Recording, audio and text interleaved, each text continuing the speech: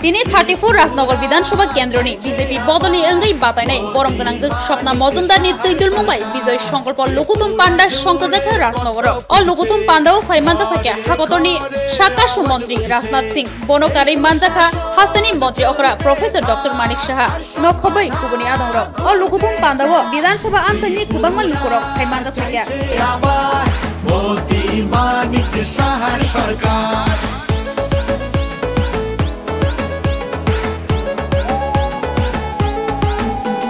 भारत हो गया है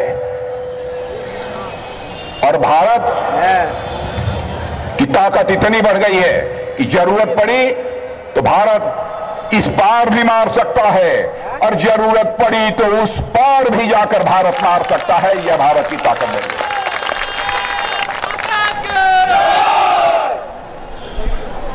इसलिए मैं आप सभी लोगों से अपील करने के लिए आया हूं मेरे बहनों भाइयों।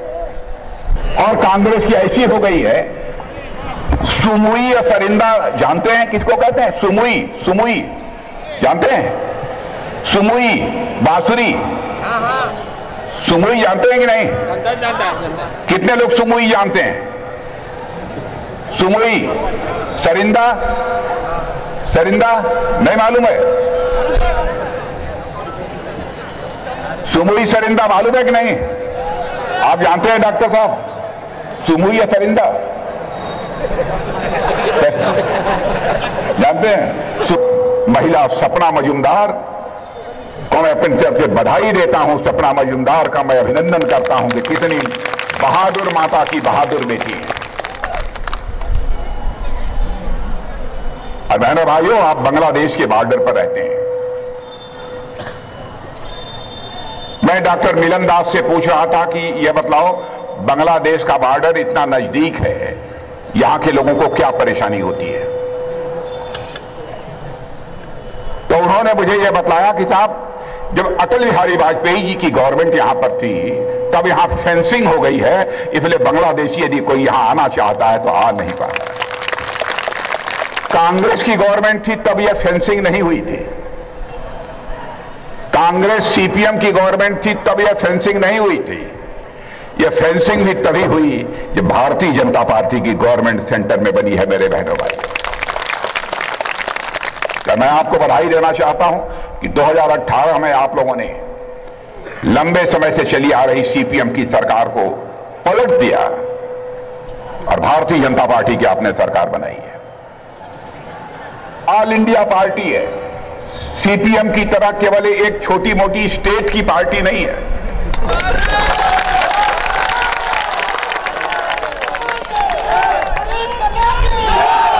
विप्लव दास को हम लोगों ने कहा चलिए दिल्ली, पार्टी ने आदेश दिया विप्लव दास को, हम लोगों ने आदेश दिया और उनको राज्यसभा, जो संसद का सबसे बड़ा सदन होता है, सर्वोच्च सदन, उस राज्यसभा का उनको मेंबर बना दिया। नारा दिया था चलो पलटाई।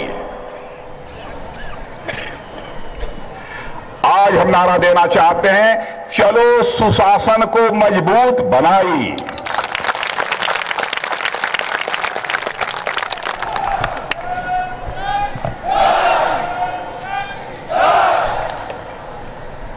आप लोगों ने यहां पर कांग्रेस की सरकारों को भी काम करते हुए देखा है,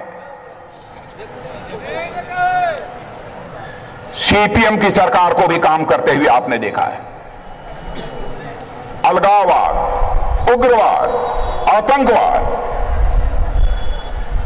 कब किसकी जिंदगी चली जाए इसका कोई ठिकाना नहीं था। लेकिन अब त्रिपुरा में भारतीय जनता पार्टी की गवर्नमेंट आने के बाद हालात बदल चुके हैं मेरे बहनों भाइयों। किसी ने अपनी मां का दूध नहीं पिया है जो अब किसी की हत्या कर सके, जो किसी की जिंदगी के साथ खिलवाड़ कर सके। यह कहलाती है हुकूमत।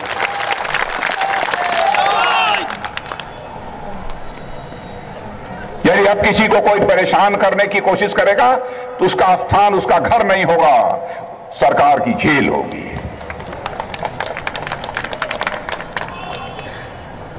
विप्लव दास यहां के मुख्यमंत्री थे।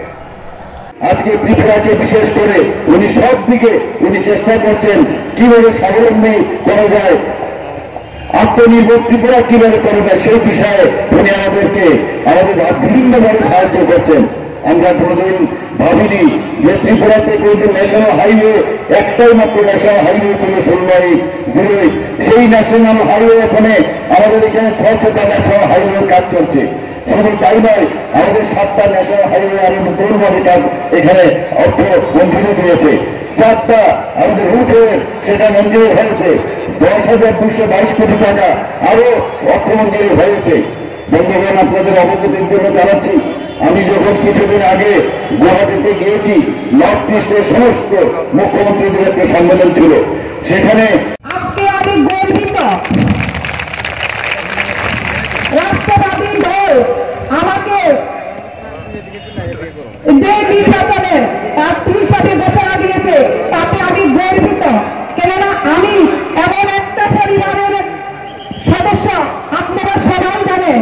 তো আমি এই জন্য আমাদের রাষ্ট্র থেকে প্রদেশ পর্যন্ত আমি সকলের কাছে কৃতজ্ঞ এবং আমি সবার কাছে এই জন্য কৃতজ্ঞ আমার মতো একজন মহিলাকে এই বিধানসভায় প্রার্থী করাতে। তো আপনারা সবাই জানেন, আমি আপনাদের এখানকার মেয়ে, ঘরের মেয়ে, এখানে সবাই আমাকে জানেন।